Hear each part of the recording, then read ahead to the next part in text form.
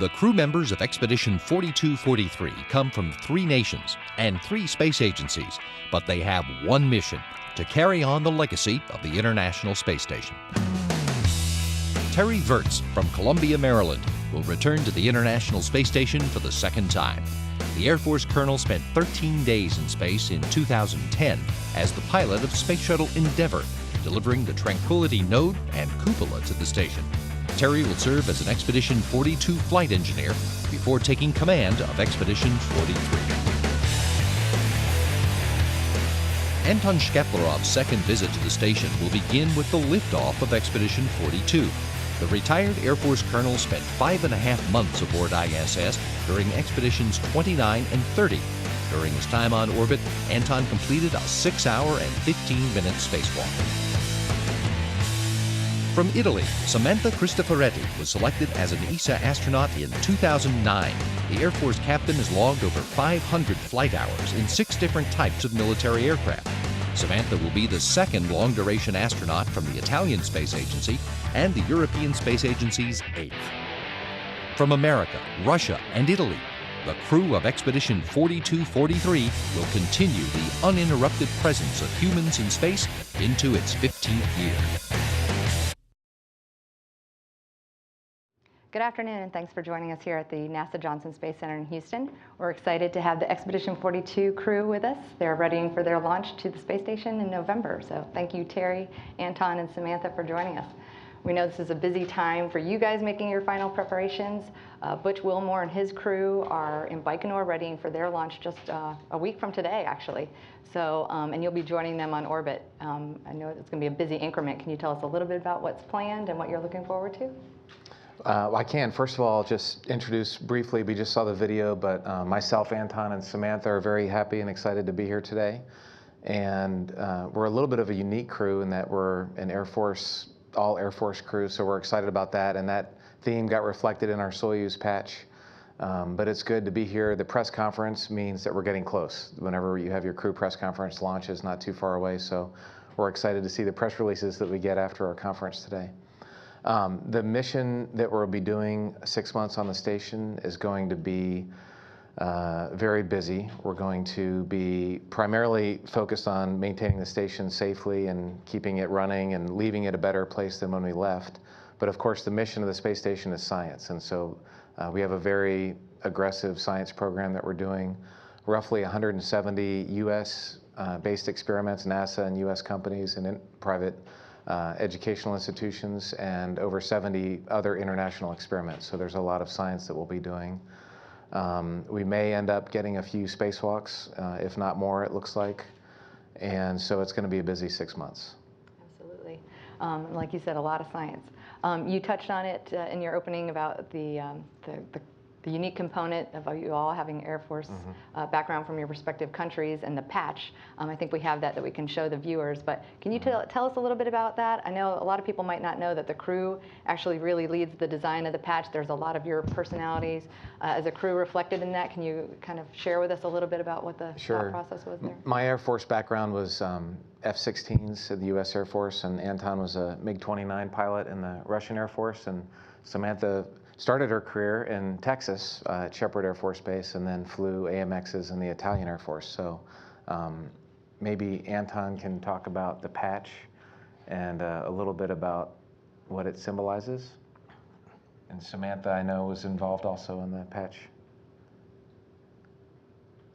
Ну да, мы этот бейдж делали совместно. Вначале были наброски, эскизы, потом мы много обменивались по почте с Самантой. Естественно, мы советовали с Терри, как будет лучше выглядеть нас бейдж. В принципе, сам бейдж символизирует самый основной прибор для пилотов. Это авиагоризонт, который показывает наше положение в пространстве. И положение нашего космического корабля показывает как раз наклонение орбиты, которое у нас будет во время старта. Дальше, как сказал Терри, так как мы все 3 пилоты, то тень от нашего космического корабля, которая будет находится под нашим космическим кораблем, она такая вот тень, сделанная из 3 самолетов. То есть носовая часть это F-16, Терри самолет, средняя от моего, и хвостовая часть Саманты. То есть символизирует объединение наших сил. We need your interpreter to catch up. Give him just a moment. So it is a joint effort. First, we worked on a sketch together. I wrote a lot and talked with Samantha and also with Terry. And the patch does symbolize all of our efforts. And the main thing on the patch that you see is the horizon, which is the main tool that we use when we are flying. Also, the orientation of orbit has to do with the orientation that we will be taking during launch. The shade is in the shape of the spaceship, and also it's made out of 3 planes. First, the front portion is the T-16, which is Terry's. The second is mine, and the third portion is Samantha's. And this symbolizes our joint efforts in this mission. Yeah, if I can add, I mean, it's basically the artificial horizon, which, as Anton said, is the main instrument that you have as a pilot in your cockpit. And that was really the basic idea that Anton himself came up with. And it shows actually a pitch of the aircraft if you were reading it as an artificial horizon of 51, which is the inclination of the orbit. And then it shows a bank angle, so a roll of 15, which is the TMA 15M. And then there is this nice touch, which is actually suggested by a good friend of mine back in Italy, Riccardo Rossi, who also did a lot of the graphic work, which is by adding this shadow, which is, as we said, made from different parts of our respective aircraft. And it really wants to symbolize the continuity between aviation and spaceflight. Sounds like you did a beautiful job of incorporating all the aviation and navigation types of symbolism, so nice job. We're going to go ahead and start taking questions here. We actually have a lot of media joining us, as well as some cooperative pathway students here from the Johnson Space Center. So with that, we'll start taking questions. We'll start with reporters. If you can raise your hand, state your name and affiliation, we'll start with you. Mike? No. Okay. James Oberg with NBC News. I want to ask Anton about the improvements, the upgrade to the Russian segment that you will be seeing during this next 6 months.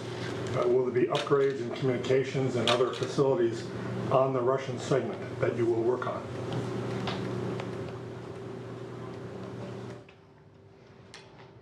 Спасибо за хороший вопрос. Прошло всего 3 года со старта моего предыдущего старта, и всего 2,5 года, как я не был в космосе. И могу сказать, что станция очень сильно не поменялась. В принципе, уже в то время, когда у меня был первый мой полет, то станция, в принципе, была закончена в своем строительстве. Thank you for such a great question. It has been 3 years since my first launch and only 2.5 years since I've been in space, and I can say that the station has not undergone a lot of change since then. When I arrived during my first flight, the station was pretty much complete. И как мы знаем, что строительство станции начиналось в основном с российских сегментов, они, конечно, уже им более 10 лет, поэтому не могу сказать, что сейчас меняются панели, потому что за 10 лет, как в любом доме, в любой квартире, декорация становится уже старенькой, и поэтому мы ее заменяем, чтобы было чисто, красиво и уютно, как дома. Also, I can say that the station, when it was beginning to be built, was initially constructed from mostly Russian segments, and it's been over 10 years since that has begun. So now we are changing out a lot of the panels, because in the same way as in a house or in an apartment, the decor gets old, you need to change things out. And that's what we are doing on station. We are changing things so that everything looks clean, cozy, and like a nice home. Okay. Go ahead. Gerd Daumer, the German Space Agency and Space Expo Association. Question for Terry. You mentioned some spacewalks coming up. What are the tasks planned for these spacewalks? The main task for the first spacewalks that are scheduled will be to get the station ready to receive capsules. We just had an announcement the other day about the next American spacecraft that will be built by Boeing and SpaceX.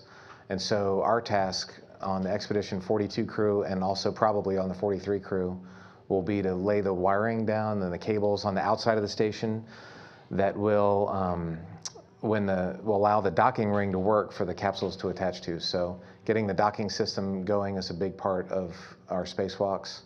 Also, the robotic arm, that's very important when we send up cargo ships for 2 different ones from Orbital and SpaceX. The arm grabs them and then attaches them to the station. And so this arm has been there for over 10 years, and it's getting a little sticky, so we're going to have to go out and put some grease on it. And so that's one of the tasks on the for the spacewalks. So that's the main, at least initial task that we'll be doing. Okay. We'll go ahead and take a couple student questions. If you can state your name and organization where you're working here at JSC. Okay, go ahead. My name is Eric Ballesteros. I work in the ISS Ethos Department in the Mission Operations Directorate, and this question is open to all. Relating to science, what kind of experiments are you expecting to be working on? And from those experiments, which ones are you most excited to work with? I'll start maybe, and then you guys can answer. There's lots and lots of science that we're doing. Like I said, there are roughly 170 American experiments and over 70 international ones. But there's a couple that are really exciting. One of the ones that's most exciting for me, I really like astronomy, and there's a big instrument on the outside of the station called AMS, Alpha Magnetic Spectrometer. There's also an instrument on the Japanese segment called MAXI, and these instruments are looking for antimatter and really super high energy particles that come in to Earth from all around the galaxy and really beyond the galaxy. And MAXI is looking for X-rays. And so when you add up the different information that we can collect from the station, I think right now we're in the process of making some pretty amazing discoveries about what the universe is made out of and what exactly is out there. And a certain part of what we're learning is that we really didn't know what we didn't know. You know, the more you find out about the universe, you realize that there's things that you didn't know. But that's astronomy. We're doing a lot of human physiology research, specifically on bone loss. There's some pretty exciting things that have potential applications on Earth, problems that people have like osteoporosis and muscle degradation. And I'm doing some specific work in that area. We're looking at immunology, lots of other experiments. I don't want to name them all and leave my crewmates without anything to name. Do you guys have anything in particular that is interesting? I mean, as Terry mentioned, we're talking about over 200 experiments, and truth to be told, there's a lot of those experiments like the ones that Terry mentioned that run outside, and either they're autonomous or the ground actually controls them. So it's good to be up there and keep the station running so those experiments can run and we can get all that science from them, but we're not necessarily directly involved. So I'm especially excited about those experiments where I can get hands-on. I'm somebody who likes to, work with my hands and maybe set up, complex equipment. It's something that I enjoy doing, and it kind of makes me feel a little bit like a scientist. I'm more like a lab technician, I guess, because I don't really necessarily grasp all the science that's behind it. And certainly it wasn't me who developed it, but just being able to be hands-on on something a little bit complex that makes it interesting for me. So, I certainly look forward to working on the the microgravity science glove box. There's an experiment that I was trained where you actually have to work with some virulent cultures. We're trying to put together two aspects that actually were two discoveries of spaceflight, which is one, virulent or viruses become more aggressive and virulent when they are on orbit, and on the other side, your immune system, so your immune cells become weaker or less effective. So there is this experiment where you actually putting those things together and seeing what happens, and you really get hands-on in all this lab work inside the glove box. So that's going to be really interesting. I think Terry and I are signed up for a European Space Agency experiment that most likely we will be doing, although it's not 100% sure. That's called airway monitoring, and that's an extremely complex setup where we're going to be breathing out of a special equipment, a special gas mixture, and the idea there is to study the gases exchange in your lungs. So a very new field, very interesting. For fundamental science to understand better how that works, how your lungs work, but also for future exploration, how does reduced pressure and the fact that particles are actually floating around in the space station, how does that affect the health of your lungs? And that's going to be very interesting because it's going to be the first experiment that actually takes place in the airlock at a reduced pressure. So certainly a very interesting setup. Okay, we have some time for some other questions. Go ahead. Eric Lopez, and I'm working with Applied Aerosciences and CFD. And I was wondering, what was the most difficult part of your training process? Learning Russian. That's easy. That's an easy question. No, the thing about being an astronaut is that there's lots and lots of different things completely unrelated to one another that you have to learn and practice. And so learning foreign languages is something that's everybody has to go through. And Samantha is probably, the other thing you learn about being an astronaut is there's whatever you think you're good at, there's someone much better than you at. And Samantha is the perfect example for that. She's amazing at languages. Just about any language you can think of, she speaks very well. But not by much. Flying, we get to fly jets, and of course, as pilots, that's a really great part of our, and probably the most important and most beneficial part of our training is the ability to fly. Learning about science, again, we're pilots, we're not scientists, but I really enjoy that, learning the science aspect of things. Being a mechanic is probably the most important thing that we do, because keeping this million-pound vehicle operating with only a few people, we have to be the mechanics and run the sewer system and be the cooks and be the doctors. We have to be everything that your city has. We have to do that. So you kind of have to learn everything. Being a doctor was a really fun part of my training, getting to go work at the emergency room and see how doctors can take care of serious situations. So it's a diverse job. What's the hardest thing for you guys? Самое трудное. Ну, я думаю, для меня самое сложное, как и для Терри, это было не уснуть в тренажере космического корабля «Союз», когда мы все вместе тренировались.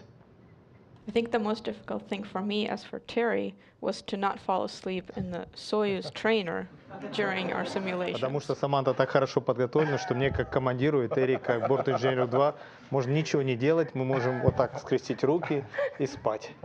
Because Samantha had prepared so well that we had nothing to do, me as commander Она and все сделает Terry и без ошибок, как положено. as a flight engineer. She will do everything, she will take care of everything, so we just had to take it easy and relax. Но если серьезно, конечно, я считаю, самое сложное уже второй раз готовились к полету на ту же станцию, на том же практически корабле. Самое сложное было найти подход первое время ко всему экипажу.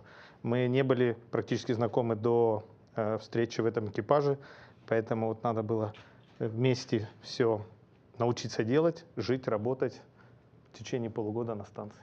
Я думаю, у нас это получилось. But seriously, I think as someone who's flying for the second time, the hardest thing was getting to be close with my fellow crew members. We hadn't really not met each other before beginning the training, and then meeting for the first time and learning how to work together and how to live together as one unit that we will be on the station for 6 months. That was the challenge, and I think we did it very well. Samantha, anything else to add about training from your perspective?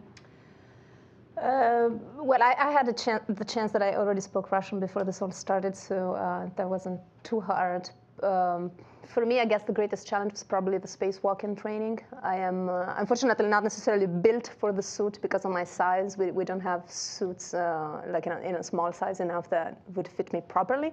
And so that does present a little bit of an additional challenge, because you have to be able to do the same things that people do that have a nice fit in the suit, but you have the additional challenge of making it work with this somewhat too bulky spacesuit, and that's a learning curve, because you kind of has to, it's a lot of mental work to try and find the ways that actually are going to work for you. But on the other hand, as it always happens in life, that which is the hardest thing is also the one that once you are, eventually master it, is the one that is more gratifying. So, looking back, it's been the most gratifying part of the training as well.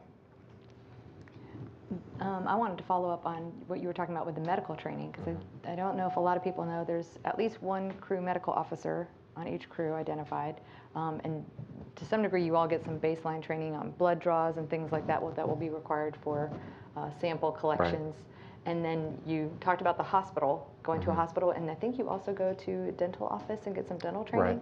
Right. I mean, that's all fascinating stuff that people probably don't think falls under astronaut training, but can you elaborate a little bit about what that's like? Sure. On shuttle flights, we had designated crew medical officers that got training, but on the station flight, we all get that training, and it's probably equivalent to an EMT. We can deal with heart attacks, those kind of things. Certainly, blood draws and basic procedures that you do are required because we do that for our experiments. But even beyond that, on the space station, there's a basic level of care. There is a small pharmacy. We have a container of different medicines that you can treat things.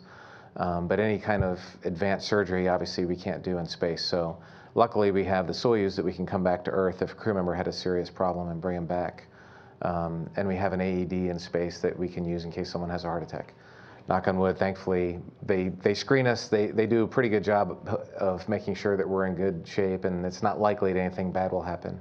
But as part of my training, I had a chance to go work in an operating room and emergency room for a few nights, and even in a dental clinic. And so I got to see lots of different things that I never would have seen as just a pilot. So I really enjoyed it. It was a fun part of the training. It's a part of the training that hopefully we will never need to use, but it was good doing it. Absolutely. And you have to learn how to do blood draws on yourself. We do blood draws on ourselves or on each other, and yeah, that's something that you just do, and you have to get over that part of it. But just about everything is harder in space because stuff floats around, and like these water bottles would be on the corner of the room right now. So doing a blood draw, you have to get tape out, and you have to get all your vials on the duct tape and get the syringe ready. And so just getting everything ready, and then once you use it, it's going to float away. And so you have to keep stuff organized or it floats away. Gotcha. Great stuff. Okay, any other questions from our student group? Okay, we've got a couple down here. Go ahead. We'll start at the far end. You've described some of the experiments. Oh, my name is Dorothy, and I'm from ER4. You've described some of the science experiments that you all are looking forward to. What was your favorite part of your training on the ground? Favorite part of training? There's a big pause here. Yeah, there's a lot of good things. Well, Samantha just said spacewalk training, was that your favorite? Yeah, definitely. As I said, it was the most challenging and difficult, but that, as I said, also made it definitely the best. And I'm somebody who looks forward to a challenge, so that made it really fun and interesting. But also, I guess, learning how to be a flight engineer on the Soyuz was extremely gratifying. It kind of brought me back a little bit to flying a new airplane, where you have to, learn, get familiar with all the systems and the procedures, and what you do in a nominal case, what you do if something goes wrong. And I've always been trained as a single-seat aircraft pilot, so it was also interesting to actually learn how to be a three-seater, where you actually have a crew that you have to work with and you have to coordinate. So a very different mindset. So that was very interesting and fun. Yeah, learning the Soyuz was a lot of the training I'd done for my last space flight. But the Soyuz was something new, so that was fun. Doing it in Russian language actually became fun. It was a challenge at first, but I really enjoyed it, and it's a new spaceship, so that was good to learn that. Yeah. We have to stop Terry from speaking Russian in the U.S. training too. Stop. Do you have a favorite part? Не знаю, поддержу вас. Все-таки для меня тоже тренировка на российском корабле «Союз» наиболее интересная. Хоть это уже вторая моя подготовка, и, в принципе, корабль не очень сильно поменялся с моего прошлого полета, но вот новый экипаж, новые инструктора, причем они умудряются придумать более сложные, более запутанные, нештатные ситуации, из которых нам приходится вместе выходить. I will add on to you. I also agree that the Soyuz training was one of the most interesting parts, though for me it is the second time and there are not very many big changes, but it's a new crew, it's a new instructor, and with every new instructor group, they manage to come up with more and more complex off-nominal situations that are more and more difficult to resolve. Okay, we'll take another question. Go ahead.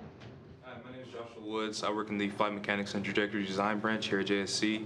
And my question has to do with a couple of weeks ago, I think, NASA released a time-lapse video of the ISS releasing, I think it was the Cygnus cargo ship. And it was sped up, but the way it just zoomed off, like in my mind, I'm like, yep, that's Star Wars. So I was just wondering, with the ISS and all the work that's going into spaceflight technologies, what are you guys really excited about for the future of spaceflight? I hope people say, what does a space station mean in general? What's the long-term vision, or how is it going to be remembered? And I hope 500 years from now, people look back and see the space station as the first step towards going into the solar system and people going onto the moon and Mars and beyond that. So I'm excited about that exploration, and hopefully in your flight mechanics you can design some trajectories that go somewhere besides low Earth orbit, and hopefully I think that's going to be happening soon. So that, to me, that's what's exciting, is using the station to go beyond that. There's lots of technologies that we're testing today on the station that will help us with that. Ways to keep our bodies healthy. We've shown that people can live in space for 6 months and come back to Earth in great shape. Steve Swanson just got back, and he's in amazing shape. He's just in great shape. So, and we've been demonstrating that now for 10 years or more on the space station, and before that, the Russian Mir station. And so it is a great way to demonstrate that we can go beyond Earth orbit. And so, for me, that's what's exciting. Okay, we're going to switch now to social media. We have been taking questions, and we'll continue taking questions using the hashtag AskNASA. So we'll turn it over to Megan for a few questions being submitted that way. All right, our first two questions come from the International Space Station Facebook page. From Angelique Knowles, she wants to know, I am currently going to school for physics and astrobiology. I intend to apply for astronaut candidacy afterwards. Besides the written requirements, what else stands out on an application to be an astronaut? My dream is to work on the ISS. I share that dream. The one piece of advice that I give to people who want to be astronauts is that it's important to do what you want. A lot of people will ask, hey, should I do this, or should I do that, or should I be a pilot, or should I?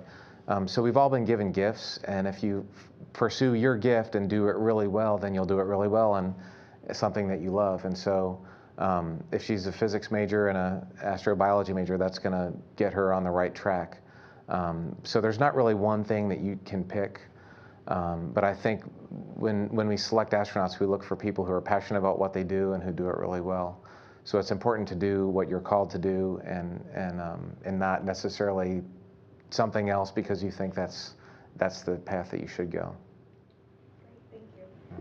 Mark Smith wants to know, my own fear about going into space is the massive acceleration and mania of launch. I know you are trained to deal with that acceleration, but are you still apprehensive, for any of you? Can you talk about Soyuz acceleration? Ускорение на Soyuz? Ну, могу сказать, что ускорения, которые мы испытываем на взлете и посадке, довольно не очень большие. Летав на самолетах-истребителях, как Терри и Саманта, мы испытывали намного больше перегрузок. Well, I can say that the acceleration on the Soyuz is not very significant. As someone who has flown on a fighter pilot like Terry and Samantha, those loads are much greater. Да, конечно, есть вибрации, есть сложности, которые испытывает наш организм после попадания в космос. Это невесомость, которая, к сожалению, не очень хорошо влияет на наш организм. Плюс радиация. Но, конечно, мы все понимаем, что профессия астронавта – это очень опасная профессия, но это очень интересная профессия. И ради того, чтобы увидеть Землю через иллюминатор, можно отдать все. Yes, there are vibrations, and there are other difficulties that our organism has to go through once we arrive in space. For example, weightlessness, and that takes a toll on our body, and also radiation. And everyone knows that being an astronaut is a dangerous profession, but it is definitely very interesting. It is so worth it. Everything becomes worth it once you're able to see the Earth from the window of the space station.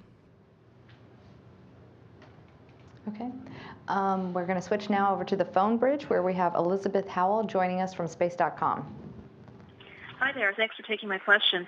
I was curious, and I guess this might be for Terry. Can you talk a little bit more about the nature of how nominal spacewalks are going in terms of the planning? Because, of course, there was that incident last year. But I saw some tweets on Doug Wheelock's Twitter this morning about an October 7th spacewalk. So just how is the investigation going? Are we back to normal spacewalks now? Everybody always asks me how many spacewalks I'll do, and I tell them somewhere between 0 and 10. And one of the nature of spacewalking is you have to be flexible. On the shuttle, the spacewalks are very planned out. We knew exactly what was going to happen. But as a space station astronaut, you have to be ready for anything. So there was a problem. It wasn't a huge problem, but there was a potential safety issue with the batteries that we use in the spacesuit. And so we decided to delay by a few months the spacewalks, and we're launching new batteries next week on the Soyuz, and also we'll send up some spare batteries on one of the cargo resupply vehicles. So once the new batteries get there, we should be able to do spacewalks again in October, and these were ones that were originally planned in August. So assuming that all those things happen and these Expedition 41 spacewalks happen in October, then on Expedition 42, as I said earlier, we should be doing 2 spacewalks that are designed to lay the foundation, lay the cables, and set the stage for the docking ring for American capsules to go there a few years from now. That's the first part of our spacewalking question. There's other more complicated interrelated dependencies down the road of which SpaceX and orbital vehicles fly when, and what future spacewalks will do. So during Expedition 43, there's a couple of different options, and that should be decided a couple of weeks from now once these initial pieces fall into place. But as the crew, we can't be too involved and too worried about every nuance that changes with the spacewalk plan, because we would go nuts. We have a great team of managers and engineers that plan that for us. And our job is just to be ready to do what we need to do, and that's what we'll be able to do. Samantha and I are both trained to do the American spacewalks, and Anton, of course, is trained to do the Russian spacewalks. So if you ask me in 6 months from now, I'll have a better idea about the spacewalks for Expedition 42 and 43. I can tell you all about them then. Okay, and as a quick follow-up, the investigation that was going on into the incident last summer had a number of recommendations that needed to be addressed before spacewalks were going to resume. So as far as you know, has that happened? Have they got most of those recs finished? Yes, it's mostly been tied up. The investigation report has been released. I believe you should be able to find that online. But as far from the crew's point of view, there's a couple of things that we do to mitigate the possibility of getting water in the helmets. We've done some maintenance on the spacesuits themselves, and we think that we found the root cause in some contamination that got in the suit that clogged some pinpoint holes that caused water to come out into the helmet. So hopefully that problem's fixed, and even if we do have water in the helmet, we have improved procedures to get back inside quickly, and we have some material in the spacesuit that should actually absorb the water, and they've added a small little snorkel that you can actually breathe, even if your face is surrounded in water, that you'll be able to breathe. So there's been a lot of work done on that front, on different aspects of that problem, that we're in much better shape now than we were a year ago, obviously, before we knew that we had this problem. So we all feel very confident that the spacewalk problem that Luca Parmitano had last year has been resolved, and I feel very confident with that. All right, thank you, Elizabeth. We'll return back here now to the Johnson Space Center and questions here. So if you could just raise your hand if you have a question and state your name again. Go ahead. Hi, my name is Jeff Waters. I work with ILC Dover, and I'm helping design the next generation of our spacesuits. Now, if there was one thing you could improve upon the current suit, what would it be? Would you like to take that, Samantha? I'll take a small size. Yeah. Thank you. No, generally speaking, I guess, obviously there is a size issue, but in general, even for people who have the proper size, I think mobility is a big thing. Of course, a suit that was more mobile, that allowed you to move a little bit more like your normal body does, as opposed to having to accommodate all the limitations of the suit joints, I think would be probably the number one thing. The Apollo spacesuits were basically flexible all over. You could move around in them very well. And when we built spacesuits for the space shuttle and space station, we knew that we'd be doing a lot of spacewalks, and they were worried that a flexible spacesuit was more likely to rip and have a leak. So they built these metal bearings they're not going to rip. They're solid metal bearings.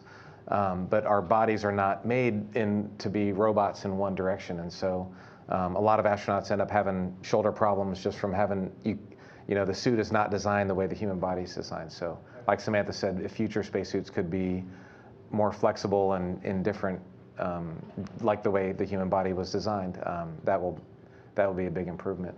Yeah, I think that's something we're actually really working on. The next suit really has outstanding mobility. Right. I know there's been a big push for the small EMU. So. Oh, really? Yeah. Oh, I'm glad to hear that. Awesome. What is your height? 160? Your height? No, I'm 165. That's my guess. Okay, Good other guess. questions? Good discussion. I see a hand back there. Sorry, go ahead. Hi, I'm Melissa St. Preux. I work in CX12, the Neutral Buoyancy Lab. And Cristoforetti, you were talking to us the other day about the little patches, the Expedition 42 patches. Do you mind explaining what the "Don't Panic" slogan, for lack of a better phrase? Oh, yeah, I have them here. Oh, you're talking about those little stickers? Oh, well, I was super excited when I was assigned to an ISS expedition. Well, mostly because I was assigned to an ISS expedition, of course. But part of the excitement was also that it was with Terry, so that was really the main. exciting. I was going to say. Yeah. That, of course, with Anton, that was even greater. But then part of the excitement was that it was 42. And I'm a big science fiction fan, and one of the things that I really love is this trilogy in 5 parts that some of you might know, which is the Douglas Adams books. And the first one of the book is The Hitchhiker's Guide to the Galaxy. And in this book, it's kind of funny, but 42 is the answer to the ultimate question of life, the universe, and everything. Now, of course, nobody knows what the question is, but 42 is the answer. And this Hitchhiker's Guide to the Galaxy is the title of the book, but it's also a book in the novel that everybody carries with them. And it has this big words written on the cover, which is "Don't Panic." And so we have this little patch made, which is, has a little hitchhiking hand, which is from the, I guess, from the movie that was made, and then 42, Don't Panic. On the other hand, I can announce that next week our poster is going to be released, our expedition poster, and I'm not going to spoil it for you, but I'm going to just say it's going to be epic. You heard it here first. Okay. Cool. We're standing by. Another. You have your towel. Oh, yeah, towel, definitely. yeah. Always carry your towel with you. One of the other cool things about 42, one of the fun things as a crew, we've had a chance to go see the Astros, the Rockets, and the Texans. So I took Anton and Samantha to see all the local American sports, and is all baseball fans. And now Samantha knows 42 was the number of Jackie Robinson. So it was a cool mission to be on for the Douglas Adams book and also the baseball connection. We'll turn back to questions. Go ahead, we have one back there.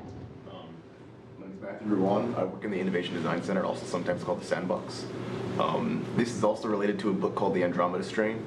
I was wondering, is there a procedure or protocol that's meant to deal with the encounter of an extraterrestrial life form, perhaps?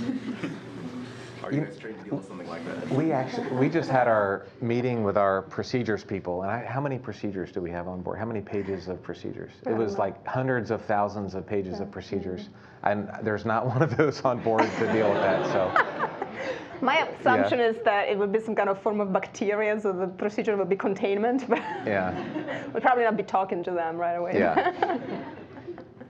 All right, we're going to switch back to social media. I believe we have some more questions. So, and again, to our audience, to be sure to submit them using #AskNASA. Go ahead, Megan. All right, these questions come from Twitter. The first is from Power Moves for Astro Terry. In space, does your vision change? Does food taste the same? The first question about vision, that's a great question. It's one of the most important problems that we're dealing with right now. In the short duration universe that we had at NASA before, about 30% of astronauts came back with some vision problems, and then it corrected itself. And now we're finding that 60% of long duration flyers have vision, and some of those don't correct. I mean, they can still see, but you have degraded vision. And so one of the main experiments I'm doing is going to be a pretty comprehensive study of vision. I'll be doing an ultrasound on my eyes, an OCT scan, fundoscope, several different cameras looking inside the eye, some ultrasound of my brain and heart and how the blood pressure and blood flow works into the eye. And so there's a very kind of intense focus on that problem right now of astronaut vision. It hasn't, so far, knock on wood, it hasn't been anything terrible, but it is something that we're noticing, and that's not something that we want for the future. So we're studying it right now to hopefully come up with ways to prevent it. Bone loss and muscle loss has been a problem in the past, And so we studied that, and one of the ways to prevent it is through exercise and certain different types of nutrition. We're studying that also. But that's an example of how we kind of studied something and figured out how to fix it. I just heard from our strength and conditioning guy this morning that guys come back with only 0.3% of bone loss. So basically, because of the exercise we do and because of some of the different medicines they give us, we're basically coming back with almost no bone loss. And so hopefully that success will translate into the eye problem and we can keep guys' eyes healthy. All right. One more social media question? Yeah, and then also about the food. Oh, food, yes. You know, I enjoyed the food. The food that we get from our food lab here is much better than what I would cook if I were a bachelor on my own. Anton can probably answer the food best since he lived there. Ну, могу поделиться своим опытом, проведя уже почти полгода на станции. Значит, мы всегда имеем специальный тест-фуд перед полетом тех продуктов, которые мы будем есть. Это продукты, которые поставляет российская сторона, американская, европейская, а также японская, канадская, космические агентства. Well, I can share my experience because I have been on station almost half a year. Before we fly, we do a food test where we try out all the different foods that we'll be eating on station.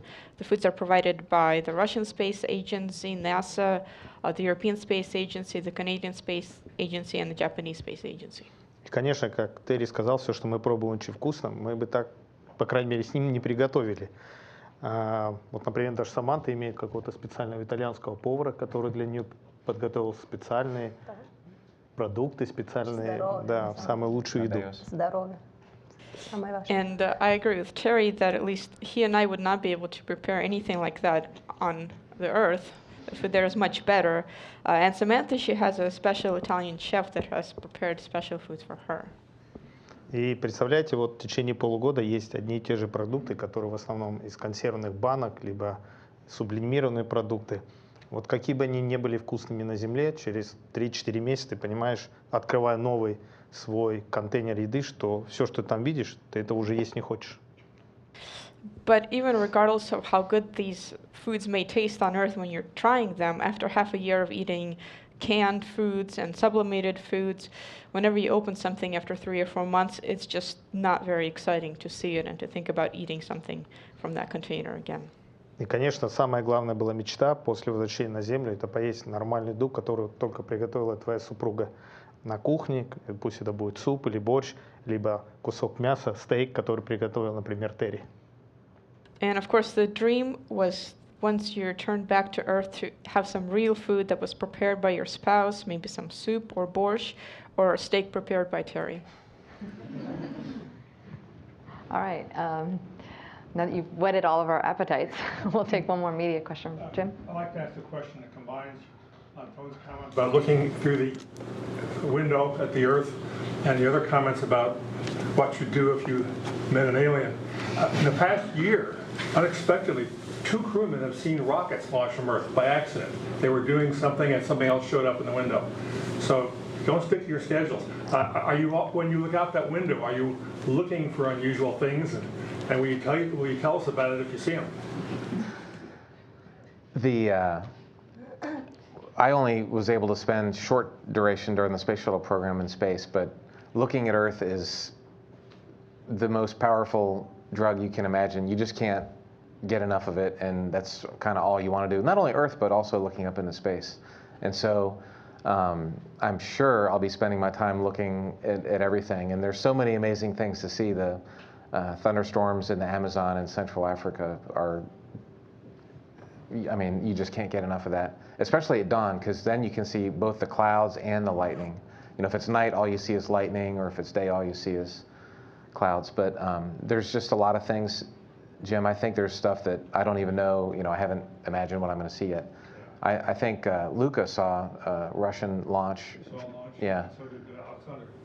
Right. So and that's really cool to look back, because you're not an Earthling anymore. You're living in space. Never seen before. Views we never seen before. And I've got it with me, but. Right. The aurora. I remember looking out. You could see details in the atmosphere at night, but when I flew, the cameras we had weren't good enough to pick that up. But now with the cameras that we have, they're sensitive enough, and so these pictures have been very popular the last couple years. but I'm excited that there's a camera good enough to pick, probably even better than what our eyes are, to see it. Yeah. Did anything surprise you maybe that you saw in space? Or?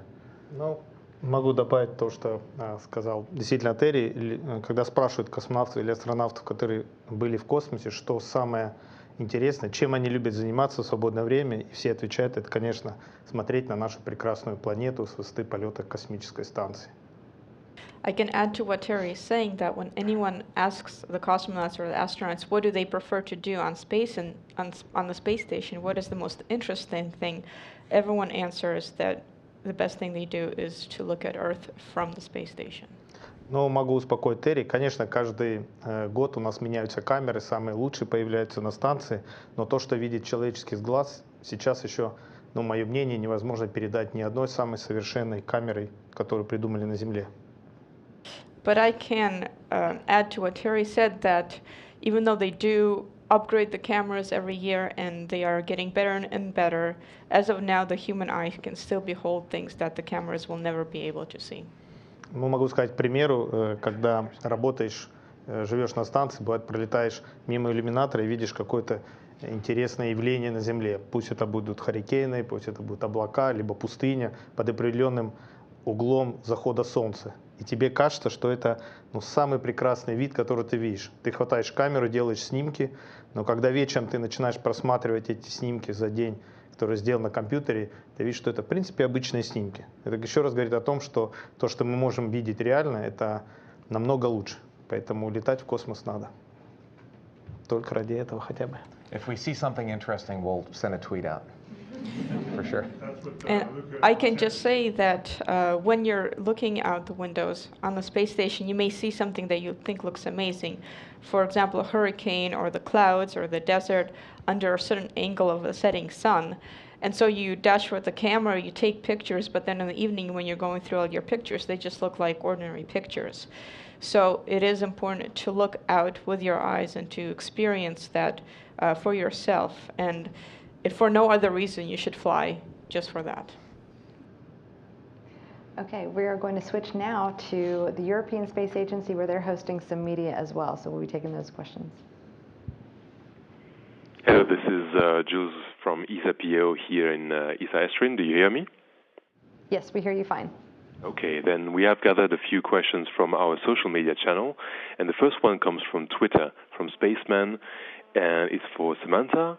He's wondering just how are you feeling? How do you feel a few weeks before the launch? Like you said, it's a press conference, so it means like you're getting close. How do you feel?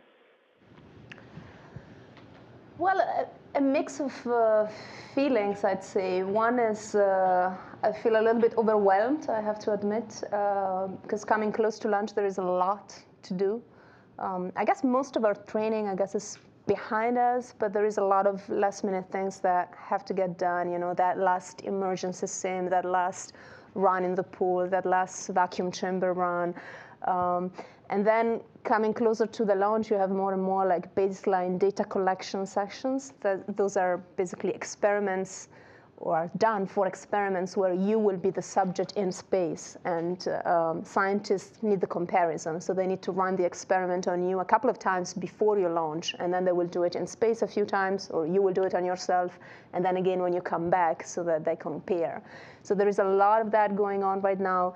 A lot of last-minute updates from the different management teams and flight control teams, you know, what's actually going to happen during our expedition, or at least to the best of our knowledge, because as Terry said, plans always change. So, you know, I'm definitely very, very busy. My scheduler, who's here in the room, she keeps me really busy. But she's great. Thanks, Alicia. And then, you know, you have this full-time job, and then you have a lot of deadlines coming up that also keep you busy. Like, you know, you have to turn in the list of the, you know, the little things that you want to bring to the space station, your personal allocation. You have to make the list of your contacts. You have to get your music ready. And it sounds very mundane and very simple, but it kind of adds up to a second full-time job right now. So on the one hand, trying to keep up with all of that it's quite overwhelming.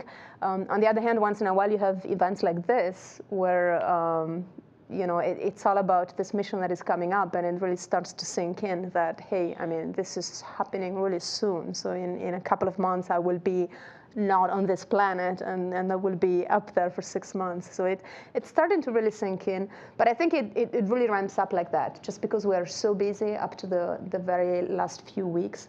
I think when we'll be done with the exams in Russia at the end of October, and then we'll have a rest week in Moscow, and then we'll have our 2 weeks of quarantine in Baikonur, and things will quiet down.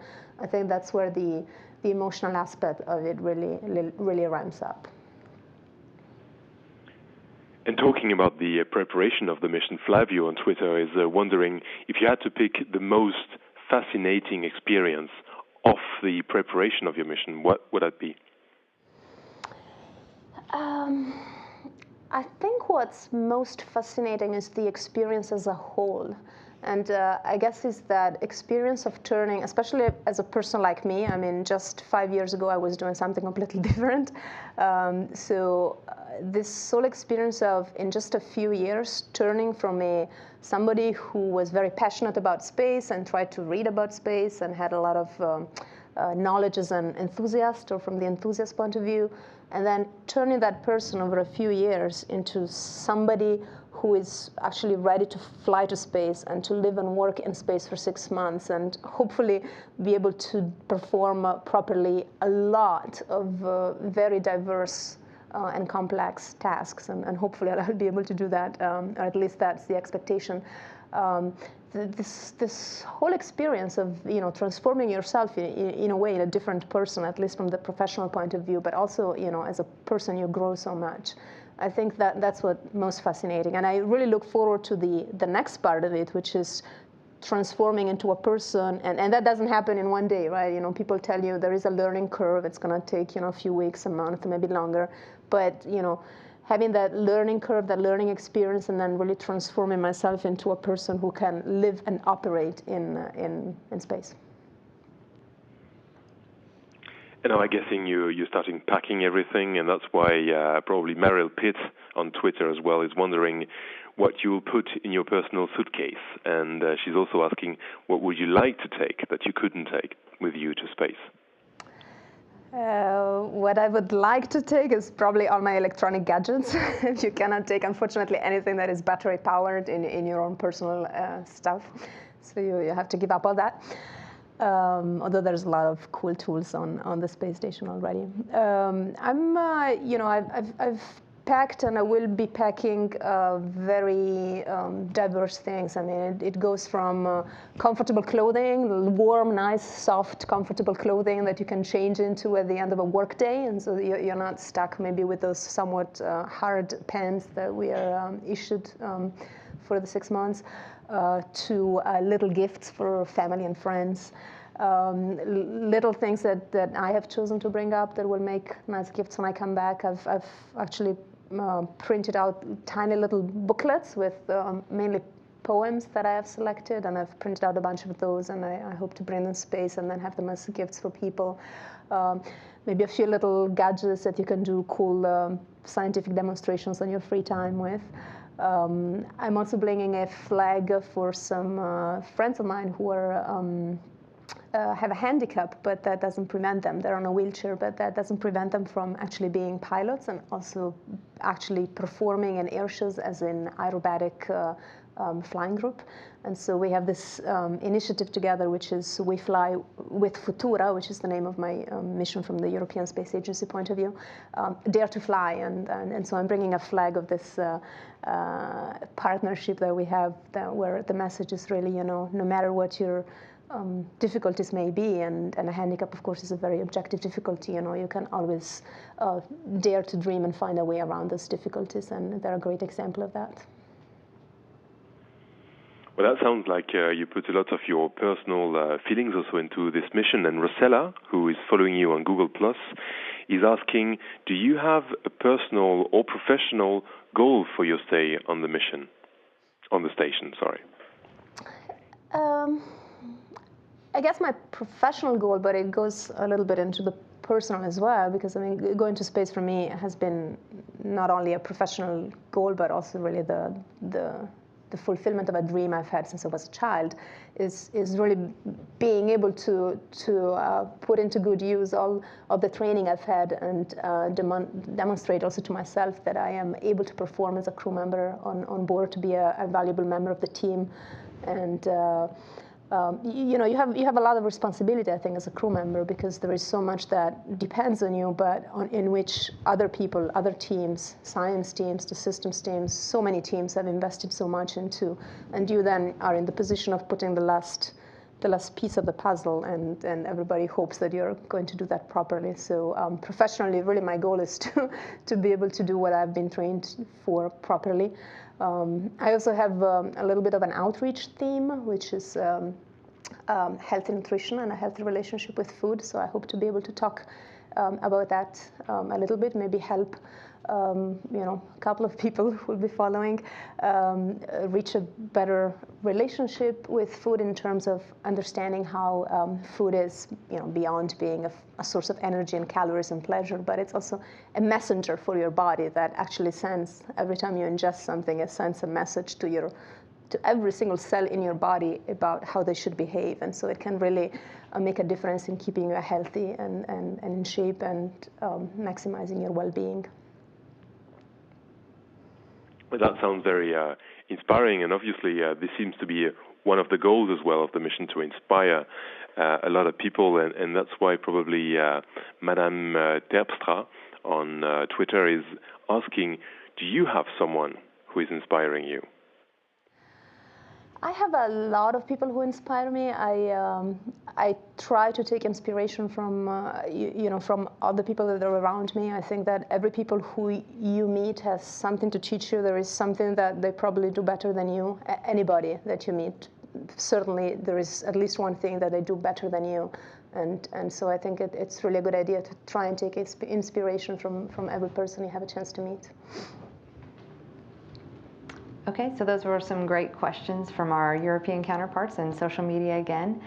We want to thank them and thank everybody for joining us. That's going to wrap up our briefing today, and a reminder for everyone that you can find out more information about their Expedition 42 mission and all of their activities on our website at www.nasa.gov/station. And all three of these crew members are on Twitter, so you can follow them there on the lead up to their mission and their launch on November 23rd. So thank you so much for joining us.